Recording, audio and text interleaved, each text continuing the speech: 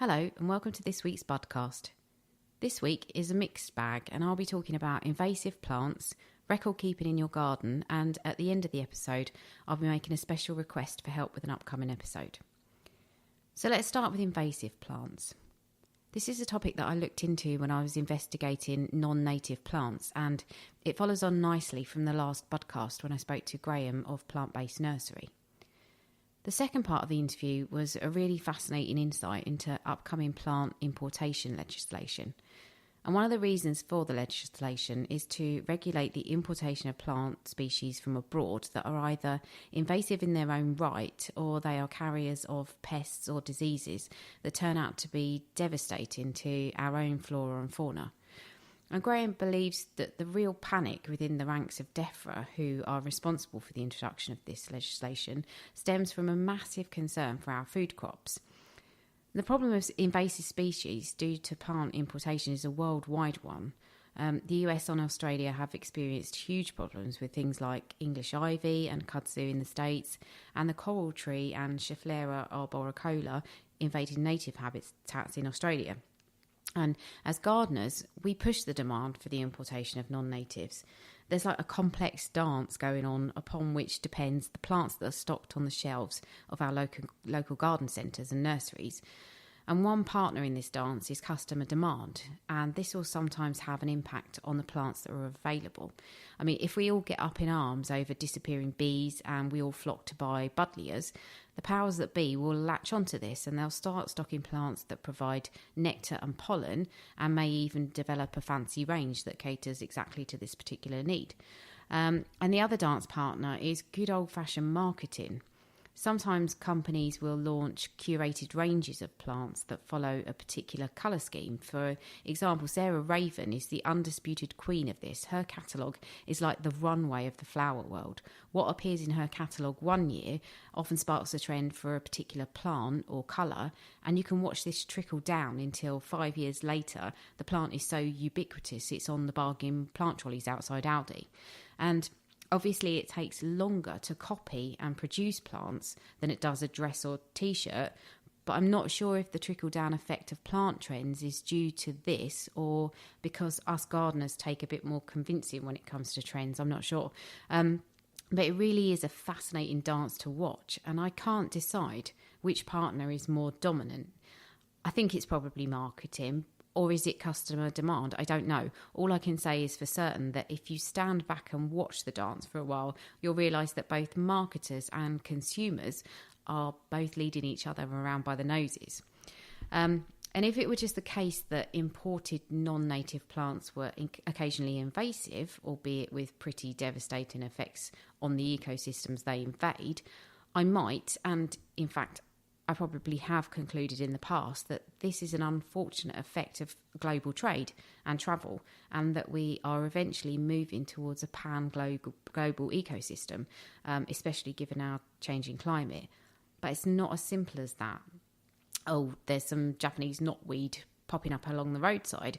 It's the fact that these aliens occupy a space in an ecosystem which could have been used by a native, and the non-native takes all the same resources without giving anything back. So take Japanese knotweed. We all know it infamously has no predators that are native to the UK, meaning it's using the resources of nutrients, water, light, without contributing anything back to the area, except dead tissue when it dies.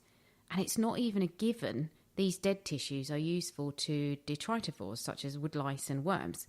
I mean, if you listen to episode 3, Worms, with Paul Hetherington of Bug Life, and if you didn't, please do, it's bloody brilliant, you will have heard Paul mention that worms often eschew alien species when looking for food on the surface of the soil. So we don't even know if detritivores are eating the remains of alien species. So there's another link gone in the chain.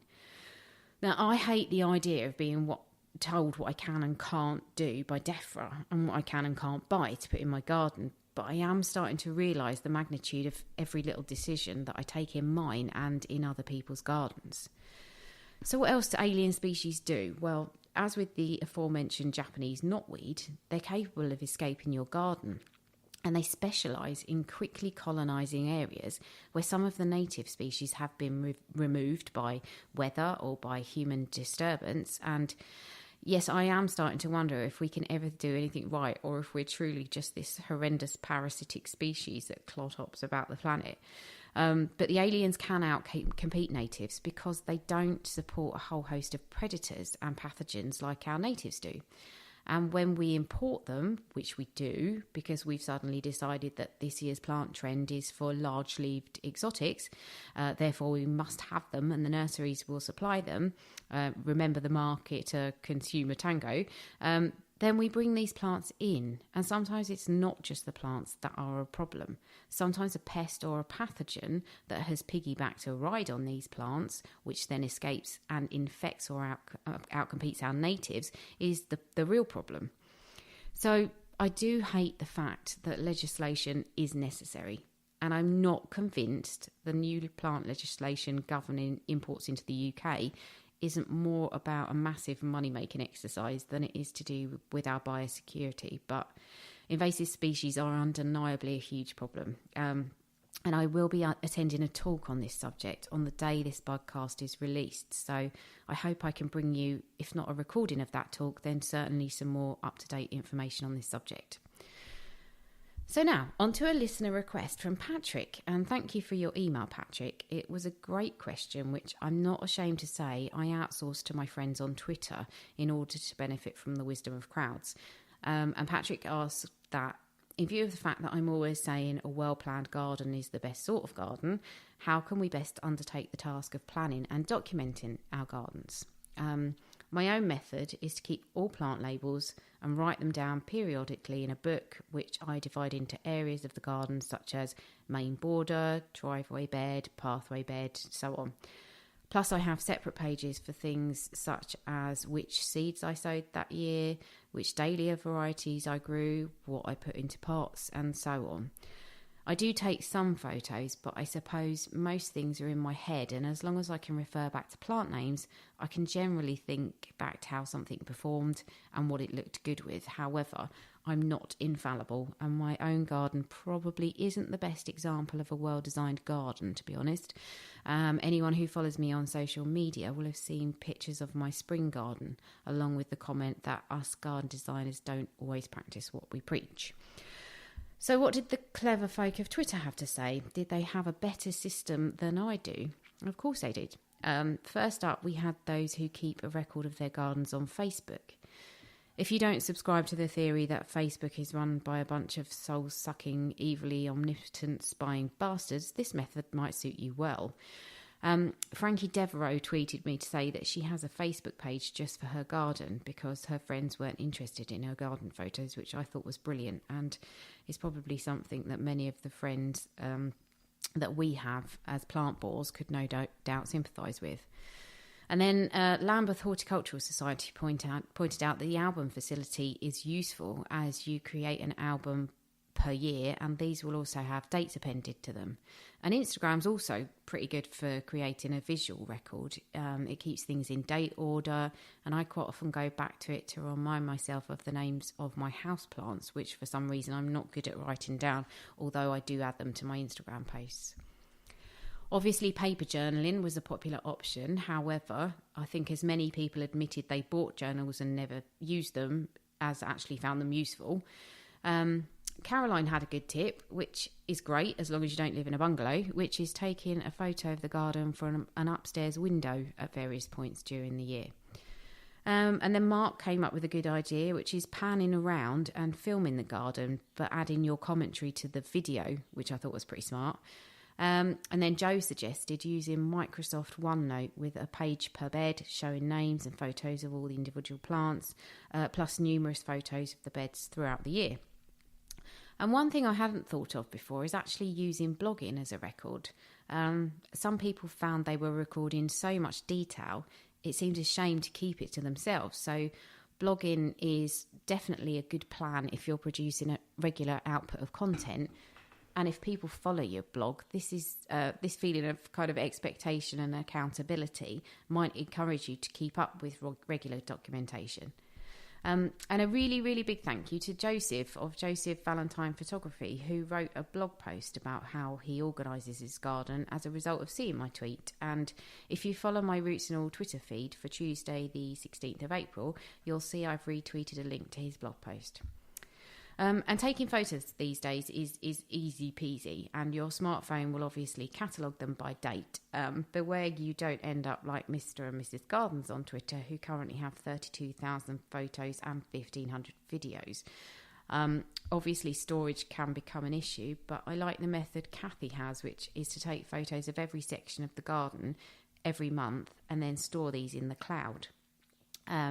Also, fabulous forest gardener Jake mentioned Cloudinary as a good place to store notes and images online. And I think, sadly, nobody has yet designed a Harry Potter-style notebook that would allow me to collect photos, handwritten notes, sketches and physical objects such as labels or pressed flowers all into one place. So can somebody please invent one of these? I mean, in this day and age, that surely can't be that much to ask. I think Patrick's original question may have gone beyond all of these suggestions in terms of complexity, because he sent me an email clarifying what he wants to do, and it sounds almost as if it's more something you'd find in a botanical garden than in a domestic setting. So for sure, the most meticulous method suggested, and the one I think comes closest to suiting your needs, Patrick, was recommended by Andy, who grows most things from seed. And he keeps a spreadsheet with details of the plant, the supplier, the date sown, the date germinated, the date potted on, and then photographs of the seedling / plants in various stages of development. And in order to marry the two up, he gives each entry a unique number, which is the year, month, then an incremental number. So 2019 01001, for example. And this number is assigned to the photograph on the hard disk, and he also puts a thumbnail link in the spreadsheet. And I think that's probably about as in-depth as you can or would like to go on a domestic scale. I don't think we've really come up with a foolproof, reliable way of documenting our ever-changing gardens, and I suspect that's also what we all find so attractive about the whole thing. And finally, on to my request to you, the listener, for some help. It's been mentioned by numerous people that perhaps I should be a little more visible as the host of this podcast. I'm paraphrasing here, and visible is obviously not the right word for an audio format, but I do see the point that perhaps you should know a little bit more about me. To be honest, I've shied away from this for many reasons, mainly because I'm not that comfortable with putting myself out there, and also a little bit because I think when the genie's out of the bottle, there's no going back. You may have gathered that I'm pretty opinionated, and I feel like if I open those floodgates, I'm worried you might think less of me or not agree with me, and you might stop listening. You know, all those sorts of insecurities that come with being a perverted introvert who put themselves out into the public arena but is deeply uncomfortable with having done so. But after some discussions with fellow listeners and getting my thinking cap on, I've come up with a possible solution. So I thought perhaps I should be interviewed for an episode of the Budcast. So what I'm wondering is, would you like to interview me? If so, then all you need to do is email me at podcast@rootsandall.co.uk to tell me that you'd be up for it, and with one question that you'd like me to answer. You don't have to be in the UK. We can do the interview over the phone, and I'll record it and do all the technical stuff. You just need to be willing to ask the questions. If nobody emails me, it will confirm my suspicions that I'm just not that interesting, and we can all carry on with business as usual. However, if one of you does email, I'll ask others to submit potential questions, so you'll hopefully have a script and we can go from there. So that's it. I hope you can help, and I'll leave it up to you from here on out, and unlike the shower of shit that's the UK government, I will abide by your decision. That's it for this week. Thank you for listening, and I'll catch you for next Tuesday's episode when I'll be talking to Kate Bradbury about her new wildlife gardening book.